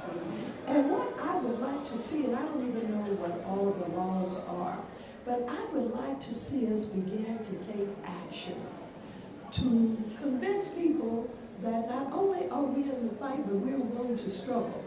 In our local, state, and federal elections, we've got to look at the recall laws. And people say, well, you know, we don't have enough money. Well, we don't have enough of anything, but we got to fight. You understand what I'm saying? We've got to let people know that we are serious. And sometimes, even if you don't have all of the resources, you can make life so uncomfortable for people. They'll believe you and respect you when you come for something, relative to your concerns. So, you're absolutely right. Get somebody ready. Terry Sewell was here. I didn't see her until she was leaving this seat, who is the only black person elected in the state of Alabama. She was my representative, so I'm very familiar with it. All right, so whether it is Terry or get somebody ready to challenge these racists and these Republicans, and stop looking at it in terms of, well, I don't think it's possible, we're in the minority, we don't have enough money. Come on, y'all, let's get in the fight, okay? Thank you. Yes, sir. Good afternoon. My name is Kevin Felder. I'm a Dallas City Councilman, Dallas, Texas, as well as the Vice President of Dallas Branch of the NAACP. In my position, I find that minority contracting is dismal in the city of Dallas, where we have a $3.1 billion budget and we spend $2 billion in goods and services.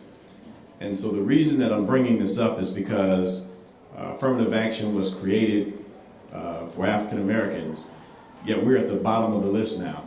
We used to be at the top of the list or the only one on the list. And now the primary beneficiary of affirmative action is white women.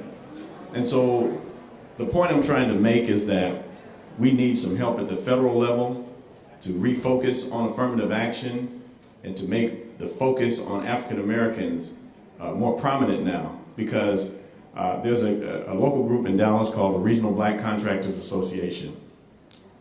They did 2% business with the city of Dallas last year. That's pathetic. And so I find myself being the only black councilman out of 4.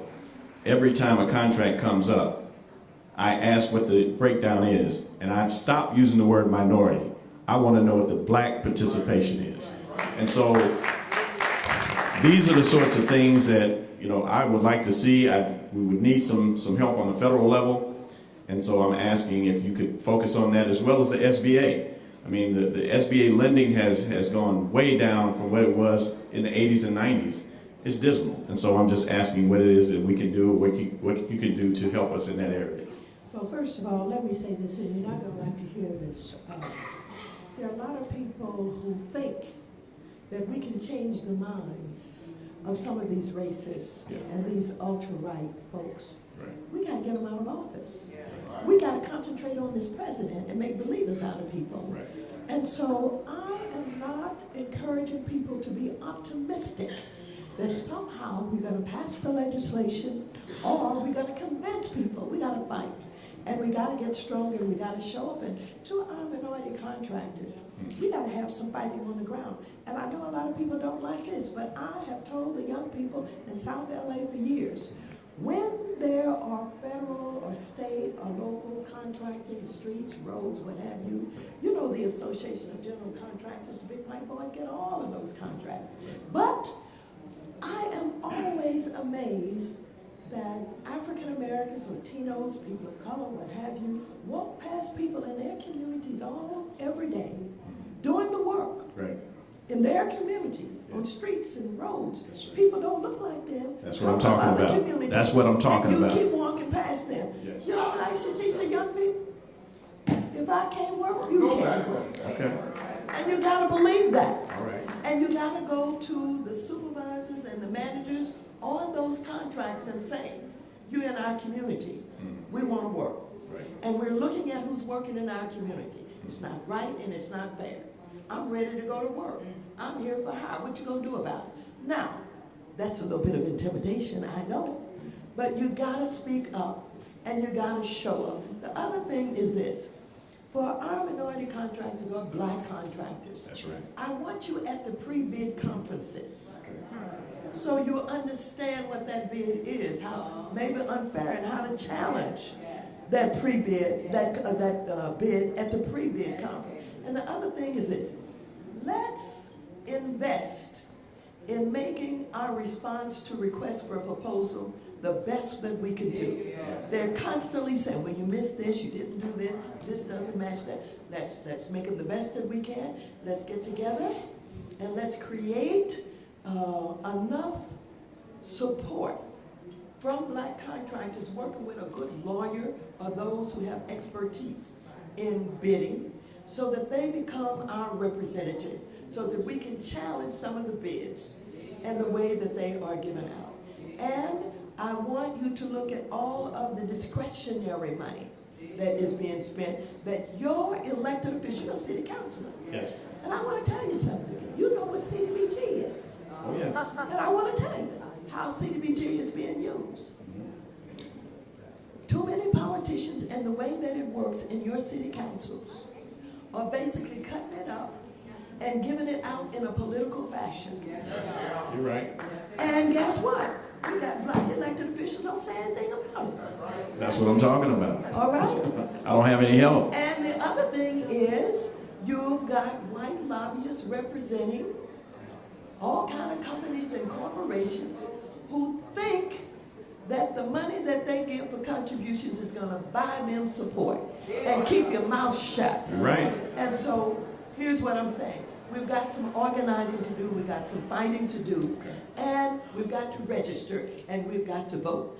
Because the direction on all of this is coming from the very top. And as long as you have a president who is aligned with the white nationalists, the KKK, the alt-right, and have them in his administration, like Bannon and Gorka and all of the rest of them, we're fighting a losing battle trying to convince them. Understand, they don't give a damn. They don't care. They are racist. So everything that you say is true. Let's register and vote and get more strength so that we have a president who's given direction to the SBA and to other agencies that are responsible for putting out the proposals. Let's organize in the community, get the contractors together. Let's hire us a lawyer and representatives, get at the pre-bid conferences, do the best job that we can, having our proposals as tight as we can, and then you don't come to work in my community if I can't work, okay? That's right. All right. Reclaiming my time. Okay, next question. Mrs. Walters, my name is Catherine Louise Harris, and I just finished a book proposal on the Women's March and Trump, and I'd just like to know when I can interview you about this book. I wish I had my schedule, I don't. But would you please call the office? I have several times, so I And did you speak to Rakia and my press person in the Washington office? I think I did. I have to check my Well, notes. speak to her again and tell her you were here today. Okay, and that you called me out publicly. All right. Thank you. And we're going to try and arrange it. Okay. Okay. Thank you. All right.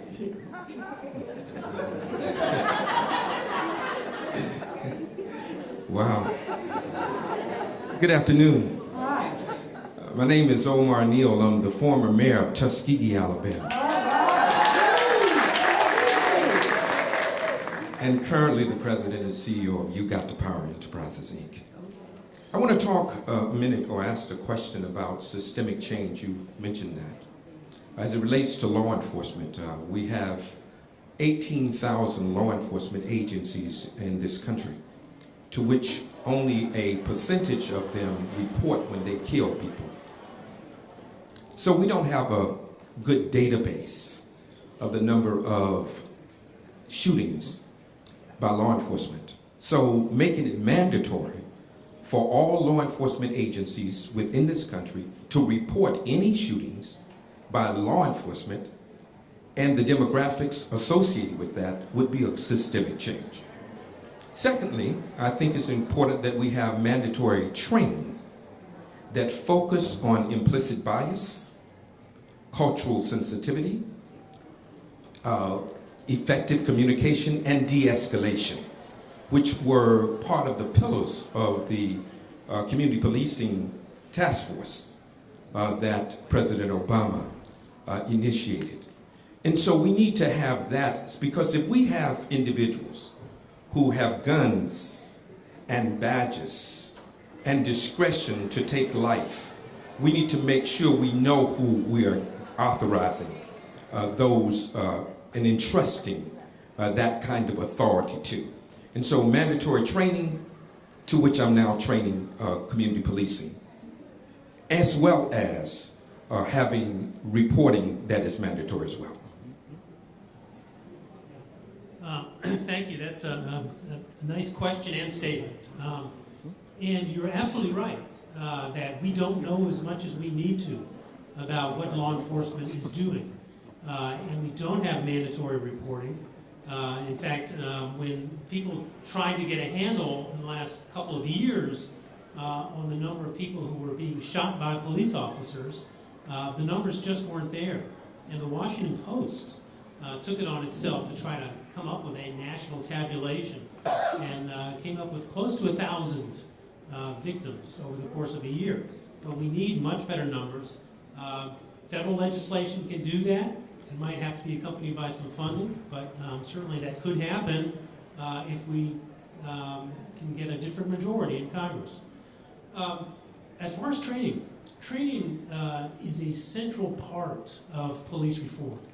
And the Department of Justice, in its pattern of practice cases, has come up with a really solid and powerful template on how you go about systemic change within a police department. And one of the things you have to do is restructure training dramatically. You have to train on the use of force, when it's appropriate, what kinds of force. You have to train on de-escalation so that we don't get to the point of using force. You have to train on accountability, how you hold officers accountable, how they're disciplined. You have to train on how to deal with the community. So all of that is a central part of what the Department of Justice was trying to do in its pattern of practice cases. But as you point out, there are 18,000 law enforcement agencies in the country.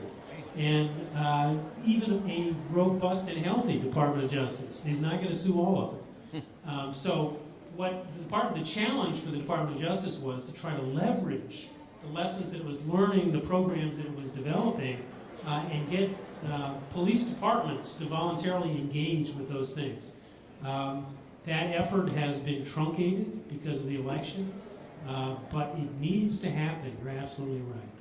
There's an organization called Black Women for Positive Change, and they made me honorary co-chair of their Week of Nonviolence, Justice, and Opportunities, and it's from October 15th through the 23rd, where they have trainings, different sessions where they show video clip, and basically they do these things throughout this week. But if you look on that website, Black Women for Positive Change, and the woman's name is Dr. Meyer. She's working with various people across the country that are working on trainings in their particular cities for de-escalation and all the things that you mentioned.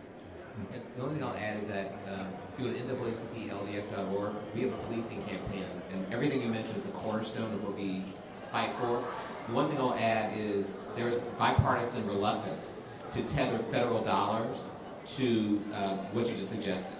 We tried in the last administration to get them to hold back all the money they give and not give it to jurisdictions whose police were not acting in comporting with civil rights and constitutional rights. So I think the challenge for communities is to make sure that members of Congress, the Senate, and whatever administration is in power is not giving money to police departments that are violating people's rights. Simple as that.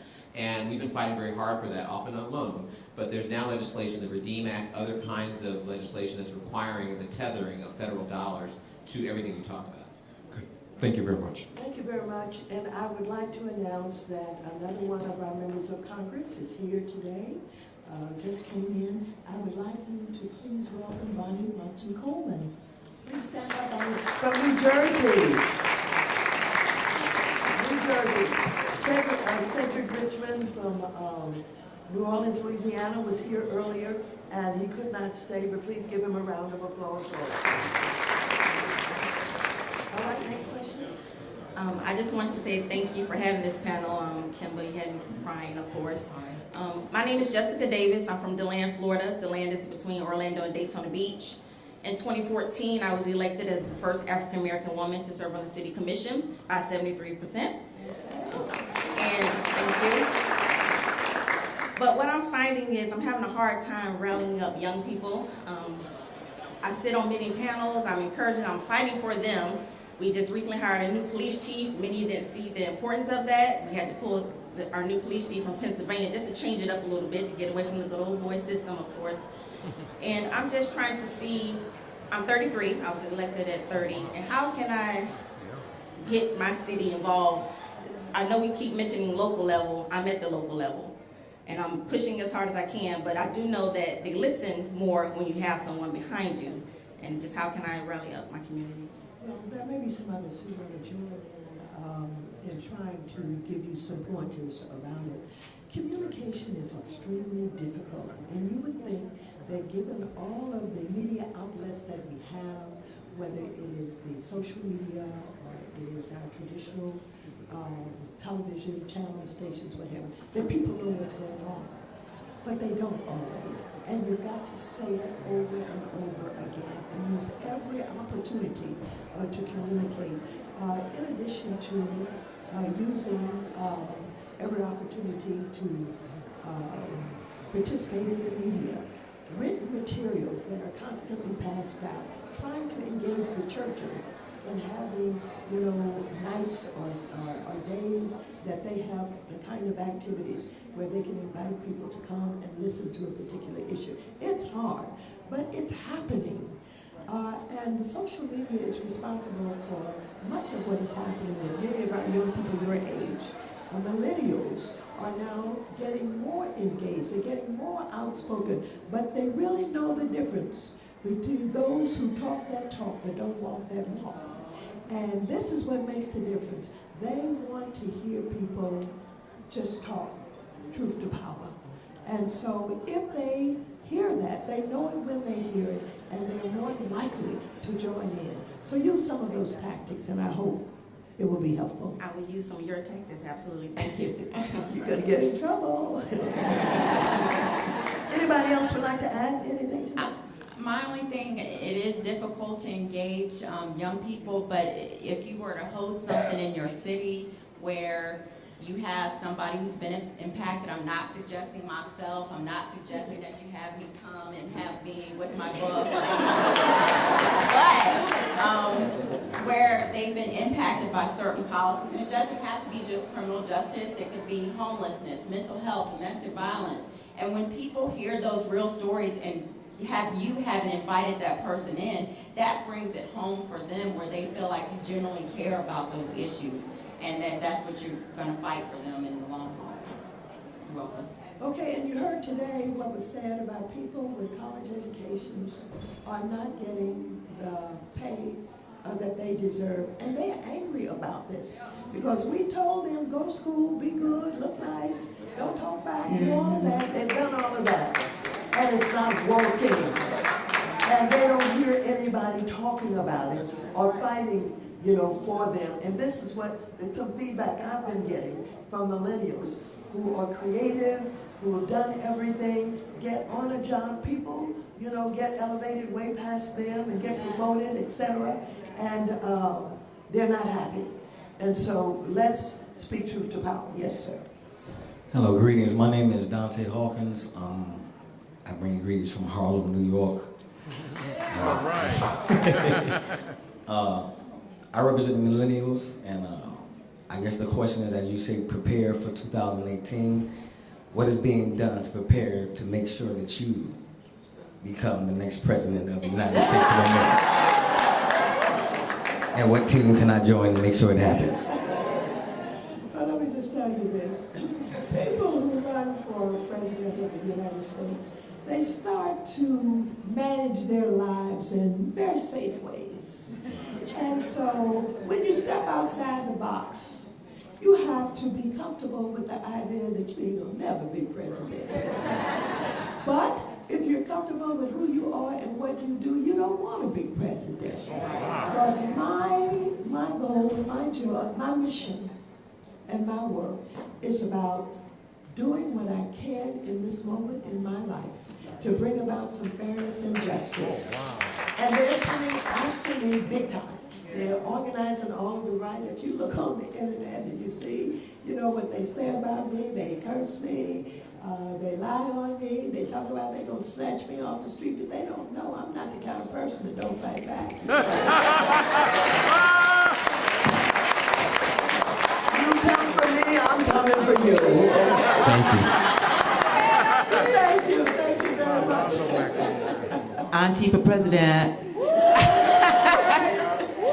Hi, my name is Ruth Benson, and I hail from Atlanta, Georgia. But before that, I lived in Watson. I remember watching you on TV, and I'm so excited to actually meet you. And I greatly appreciate what you've accomplished here. I'm fired up and motivated. I currently serve with an organization called Blacks in Government. And Bonnie Watson, thank you for being here. I get to meet you. I tried to get you last year to our legislative forum. I am the National Legislative Chair, and I've got to get with all of you. Okay? And you can come and speak anytime with your book. I give forums. We're going National Training Institutes.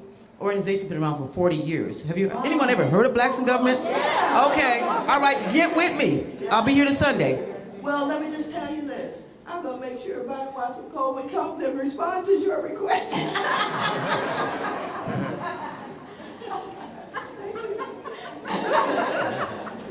Yes, ma'am. Hi, I'm Jackie Johnson, founder and CEO of In the Black, as well as Profile Africa Worldwide. And I'm hailing from Johannesburg, South Africa, but I'm still very much U.S. based. First of all, Congresswoman Maxine Waters, you are amazing worldwide, okay? You rock Auntie from one side of the globe to the other. And first, I'd like to just thank you so much for all the support that you've given me, Profile Africa, South Africa. Yes. This woman is highly decorated in Africa, across the continent. If you think she rocks here, it's nothing compared to how she rocks overseas. So it's just an amazing moment. But I work in the U.S.-Africa space as well as on the ground here in the U.S. in Black entrepreneurship. And there's an issue that I really want to put on blast. Number one, many of us are not aware that we are not the #1 minority in the United States anymore, number-wise. We have already outpopulated by the Latino or the Hispanic community, and no slight to them, but we built America on our backs, and a lot of people are benefiting from that minority designation over the true minority. So I do understand when the politician from Dallas said he wanted to know what the African American numbers are, because what is happening in that space is that the Minority Business Development Agency is not focusing on the African American community. It is absolutely focusing on building the Latino or the Hispanic community. And as a result of that, because they're already overpopulated beyond the African American community, they are quantum leaping. They're quiet, and they're letting us get out in the streets and fight and go through all this stuff, cut down all the trees and pave all the streets,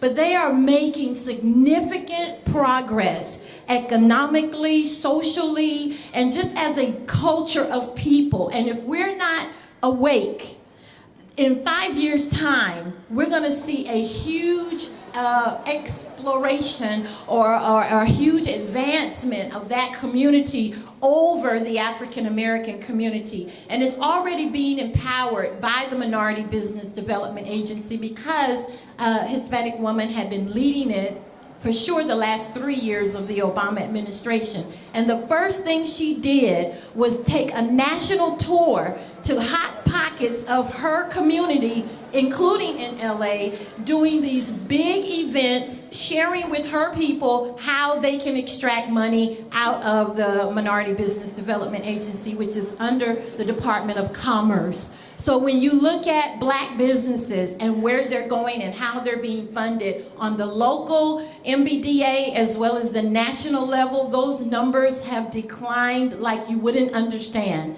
So it's really important that we deal with that issue with that organization because they have a lot of money that even help black businesses do business in Africa. I worked on the President Obama Doing Business in Africa campaign, and that initiative was really designed to show us how to go to Africa and do big business, but it was underwritten by the Minority Business Development Agency and the Department of Commerce.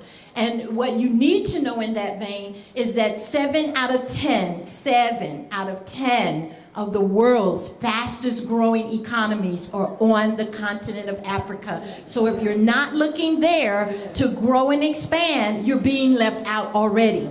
And another way of being left out is not being funded through the U.S. government in strategic ways that they fund companies to go and do big things as well as small and medium-sized business things in Africa. So I just wanted to bring that issue to bear so that we understand how we can deal with certain matters that affect us economically at home and abroad on the global economic spectrum. Because if we're losing here, we're also losing overseas in a market that is ripe for business. Africa has risen and is open for business. And I just thank you so much for this opportunity. You're so welcome. And let me just say that you raised some very, very serious issues that are oftentimes raised in our communities. And it's very, very difficult for us to understand what is going on, why it's going on, and how it's going on. Let me just say this. The first thing is this. I want us to have the minds of entrepreneurs. Not everybody will be an entrepreneur. Right. But I want us to think seriously about being competitive. And when we find wherever we are trying to enter, or whomever is trying to fund us, if they are discriminating against us, I want us to file lawsuits. They're discriminating. But I don't want us to confuse discrimination with the ability to compete. Now, I have a workshop on Friday morning that I'm doing. I'm coming. And let me tell you why I'm doing this. I'm doing this because not enough credit has been given to the hip-hop community about their support for our economy. Do you recognize that starting with rappers who were denounced, who started to create in their garages talking about the system, who evolved to the point where they have hired security people and lawyers and built studios and, have branded and all of that, that we're talking about probably $1 trillion industry. Absolutely. And I want to focus on this because there are a lot of niches. That's right. That we're overlooking.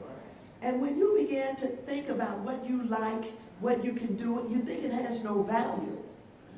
A lot of what you know, what you do, what you think, and what you feel has value. And I want us to think about creating new niches for business.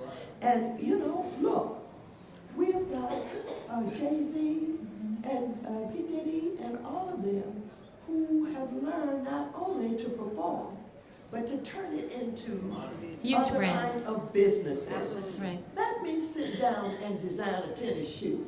Heck, you can design that necklace you got on. You know what I'm saying? Absolutely. You can think of things that you can do. We've got people who make dolls. We've got people who, do all kinds of things, but they've never thought about turning into a business. So I want us to get as competitive as we can get. I want us to take advantage of every educational opportunity that we can get.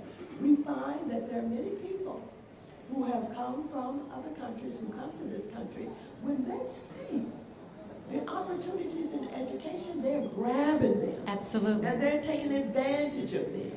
And what we need to look at Harvard and Princeton and all them and seeing if they're discriminating against us because of the outreach that they're doing. And we don't appear to see enough African Americans in that with those opportunities. So now, getting down to the diversity of this world now and of this country, we are now living in a time where our communities are not solely black anymore. They're not solely Latino for the most part, but we have a lot of folks who are living and working in the same communities. And yes, there is competition. And yes, we've got to think about the work that we do that inures to others' benefits. But we've got to find a way to form some coalitions in all of this so that we are not the ones that are being left behind, as you have articulated, but we are moving together because we're helping people to understand the value that we have brought to opening up opportunities. So, just like with the DACA crisis that we're in now, and a lot of folks say, well, Ms. Waters, there are people who are here that perhaps, they didn't come here fairly, and these young people who happen to be Latino for the most part that they're targeting were brought here through no fault of their own. They were 6 years old, months old, what have you. Parents are undocumented. Mm-hmm. But here's the way I look at it. As black people, we understand what slavery was all about. And we understand separation of families. And even if I worried that the competition was getting too keen, I have to think back about what happened when they sold off children from their families. They separated them. This DACA thing is about separation. They're talking about sending people back to a country they never participated in. And so fair is fair, and just is just. And let's remind all of the people that we stand up with and stand up for, that I'm fighting for you and I want you to fight for me. And together we can win this thing. And so I want you to, I hear what you're saying, but I want you to think about it and think about ways that we can strengthen coalitions, have everybody have an appreciation for diversity, file lawsuits when we're being discriminated against, use our God-given talent to create niches in business that we can make some money on. Let's get creative, okay? Yes, absolutely. Thank you. Okay, does that end our questions? We have one more, and then we're going to wrap it up. All right, thank you. Thank you, panel, for everything that you've said so far, and I agree with everything. Ms. Waters, I'm a fan, so I'm just going to say, as far as this session is concerned, I know we're ready to move forward with all of the efforts you've made, and we're also looking forward for your next effort, which is the impeachment. Yes. I told my Congressman Payne from New Jersey, and also Bonnie Watson Coleman, I'm heading up that delegation there when it's time to make that move. Just want you to know that, Maxine. I like that. All and right. Let me just kind of wrap this up. First of all, I want to say you're invited to come Friday morning at 9 o'clock. The flyers are out here. Not only do we have a panel of some of the innovators in the hip-hop movement, Andre Harrell and some others who are going to talk about how businesses have evolved. But I got P. Diddy coming. P. Diddy's coming. And P. Diddy has made more money than any other in the hip-hop community as a rap artist, as a performer. And I want him to talk about what he began to understand about the possibilities beyond singing and dancing. And so I want you to come and hear this, because I don't think that the hip-hop community has been given enough credit for its contributions to this economy. And all of this fashion that you see everybody wearing I mean, it really started with us. It did. Okay? And so I want you to come, and I want us to be aggressive in how we talk about business, how we talk about creating business, how we talk about taking advantage of franchises, how we get in the game by saving a little money, by putting our money together. Let's buy something. You know, we're talking about Detroit, where you can get houses for a nickel and a dime. Let's buy. You know what I'm saying? Because when we don't, somebody else is going to buy it. And they're going to end up controlling whole communities. And then we're looking and we're saying, how did they do that? Let's fight gentrification. Let's talk about ownership. Let's talk about taking chances. In business, you got to take some risks. You're going to win sometimes, you're going to lose sometimes. Okay. But We'll guess be what? there. If you try, and if you fight, you might can win. But if you don't, you'll never know. Thank you so much for being here. Give the panel a big round of applause.